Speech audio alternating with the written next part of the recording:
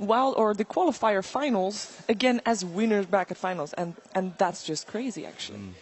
Yeah, it would have been amazing to have all those qualifier teams at that far in the tournament. Yeah. We would have got top 2. I mean, out of the top 3, 2 qualifier teams. I think it's insane. It says a lot about how tough the competition is this year.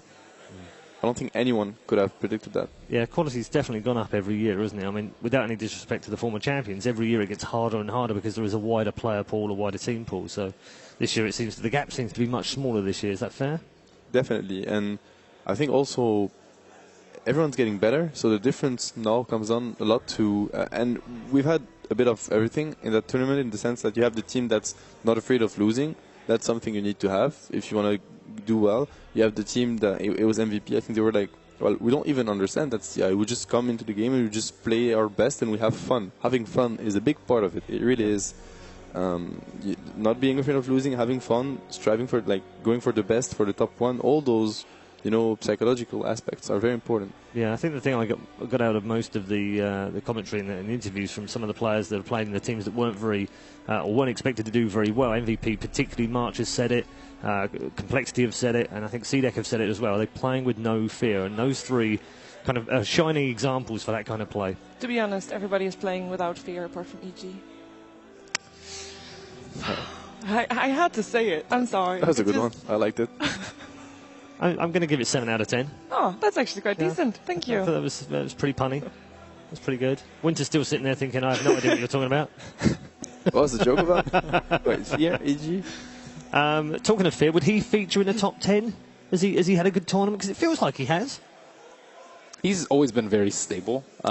He never loses at Forest team. I guess he just got overshined by Sumail a lot. Yeah, but he's been really stable. And Sumail would be in that top 10, surely. Yeah. Some of the games I know he's blown a little bit hot and cold. Some of the first games he had seemed to be a bit quieter, but he's won games almost single-handedly as well. To me, really, to say that Sumail is one of the best, I think his potential is definitely up there. Maybe maybe the best. When he has a good game, he's easily, to me, top 3 in this international, maybe even further. And that's incredible at such a young age. And it really is. But I have to say, if I want to be fully honest, that's the way I see it. When he gets, shut down early on, I haven't seen Sumail have a high impact with very little. He's not going to be that, I don't know, let's say that Lina that just has power treads and not even a Yules, 15 minutes in, tries to run around and can do the difference. He's going to go, get his farm, and then start, going for moves. In a year from now, he could be the best player in Dota 2, couldn't he?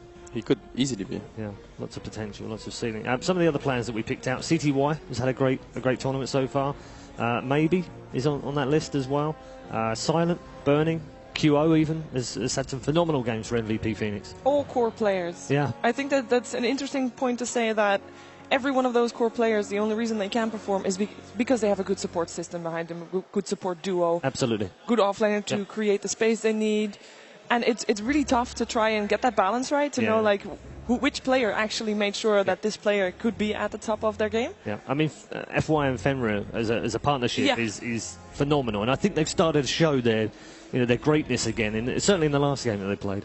Definitely, I chose them as my MVP of the tournament, and that's not going to stop next series. I'm really looking forward to seeing them play again. People say a lot that at this level in top teams, what's going to make the difference is going to be the support players, because the core players are so stable, and they just do what they have to do, and they do what they're expected to do. Whereas support players, especially in the early game, it's a bit more random. It comes more to their own individual decision making. Okay, we're showing the top 5 core heroes behind you right now. Gyro, Queen of Pain's on there, Lena's on there. Anything in terms of the way that we've seen the meta play out through the tournament?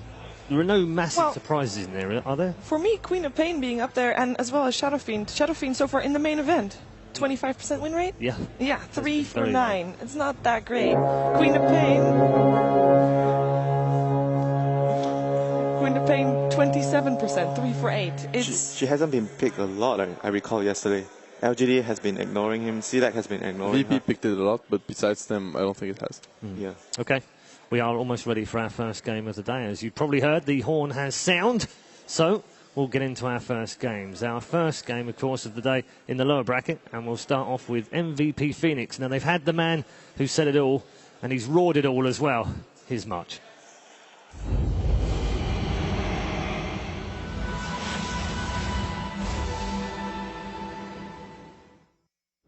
When did you all arrive?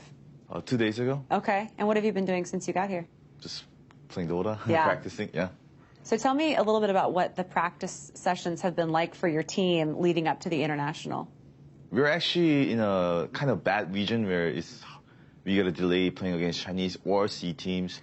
So we spend a lot of times playing against our brother team, MVP Hot Six. We scrimmed a bunch of games and then some fair amount of games against Chinese teams as well, yeah.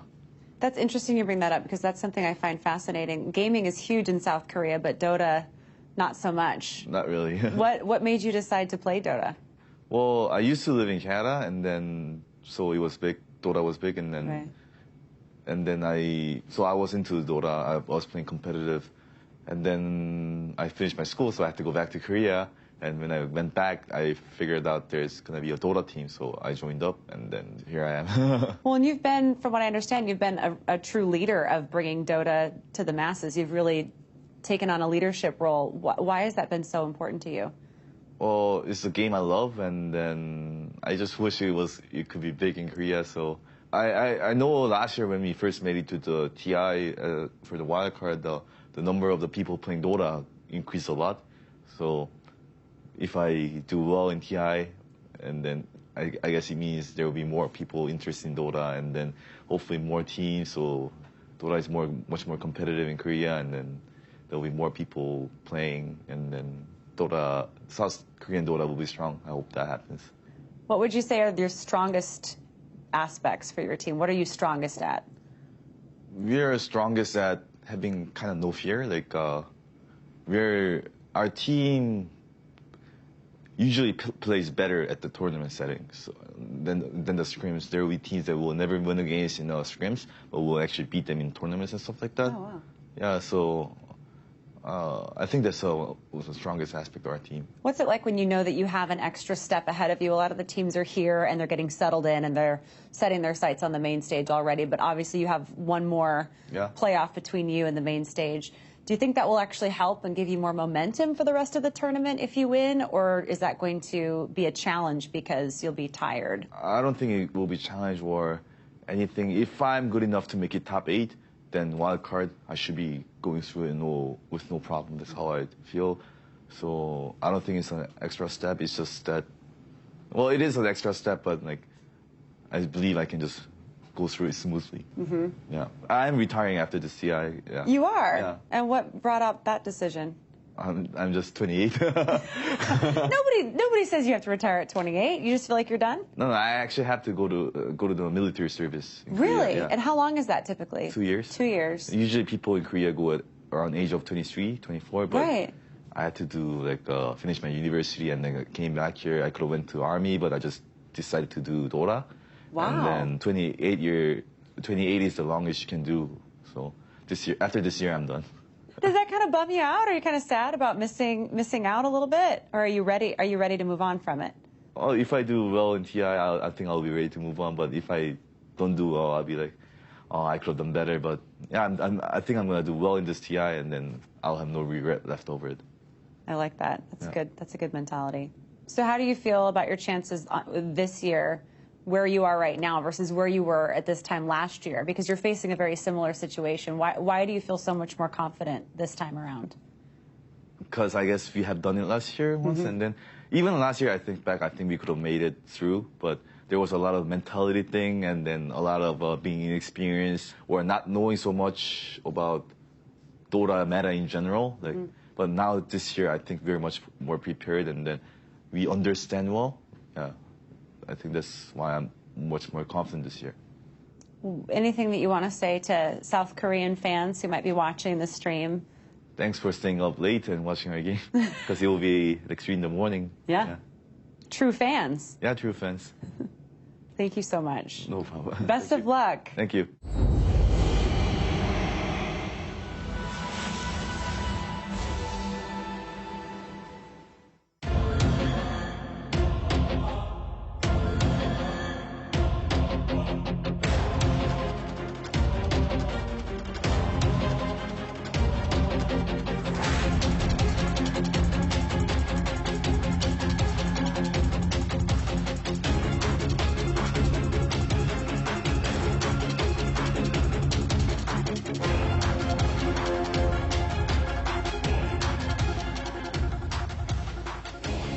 I'm not sure there's a more appropriate name for a team at the International this year. MVP Phoenix literally having risen from the ashes of the wildcards all the way through the group stages and the lower brackets. Now find themselves in the bottom brackets and in the top 8. They go head to head with Vici Gaming.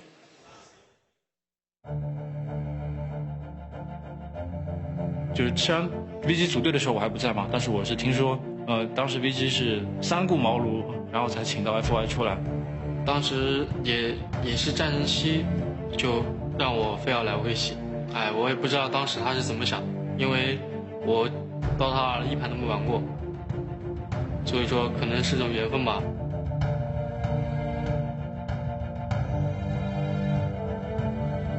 他第一次出国就拿到了 ESL 的世界冠军，然后第一次去打 TI 就已经是拿到了亚军，这可能是很多职业选手就打了好多年都没有能够达到的高度。